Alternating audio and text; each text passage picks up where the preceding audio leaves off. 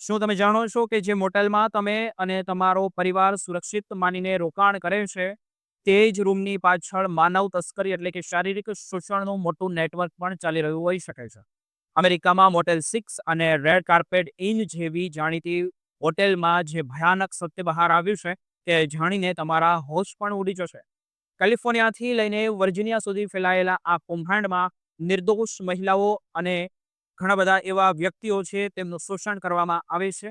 અને આશ્ચર્યની વાત તો એ છે કે આ ગેરકાયદેસર ધંધામાં હોટેલ માલિકોની સંડોવણીના પણ ગંભીર પુરાવાઓ મળ્યા છે, જેમાં આપણા ગુજરાતીઓ છે.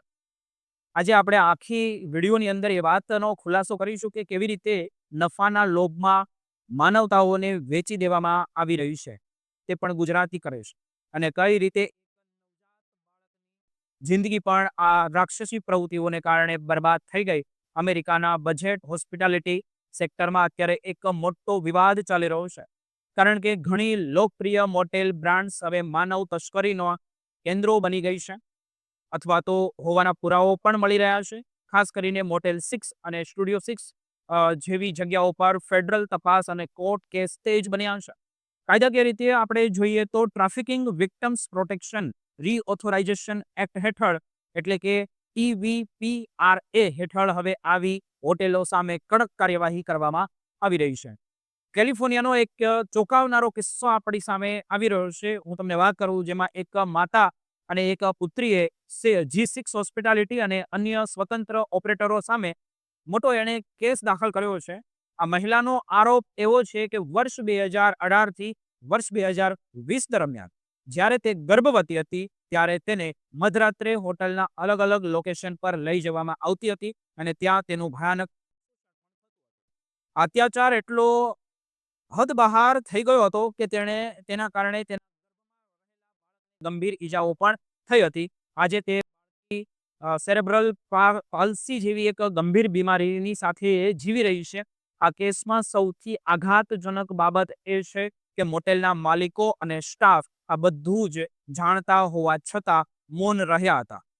અને મેન્ટકા સ્થિત એક મોટેલના માલિક પ્રવીણ પટેલ પર આરોપ છે કે તેઓ પોતે ત્યાં જ રહેતા હોવા છતાં તેમણે આ બધું ચલાવવા દીધું હતું. એક વખત પીડિત મહિલાએ મદદ માટે મોટી બૂમો પણ પાડી હતી, પરંતુ હોટેલના સ્ટાફ કે માલિકે પોલીસને ફોન કરવાની તસ્દી સુદ્ધા નહોતી લીધી. તપાસમાં એવું પણ બહાર આવ્યું છે કે કેટલીક મોટેલોની 90% આવક આવા ગેરકાયદેસર જે કાર્ય થતા હોય તેમાં જ થાય છે.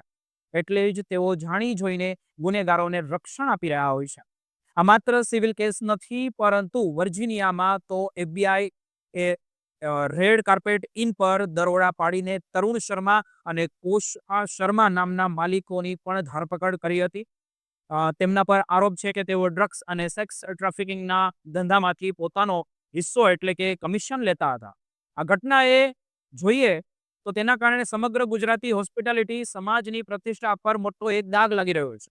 કારણ કે અમેરિકામાં મોટા ભાગની મોટેલો જે છે તે આપણા ગુજરાતી પરિવારો જ ચલાવે છે. મોટા ભાગના માલિકો પ્રામાણિક છે, પરંતુ અમુક લોકો પાપે આખા સમાજને બદનામ કરી દીધો છે અને તેમને સહન આવી બધી પીડાઓ કરવી પડે છે. હવે સમય આવી ગયો છે કે આવી હોટેલો સામે કડક કાર્યવાહી થાય અને કોર્પોરેટ ઓફિસો પણ પોતાની જવાબદારી સમજે.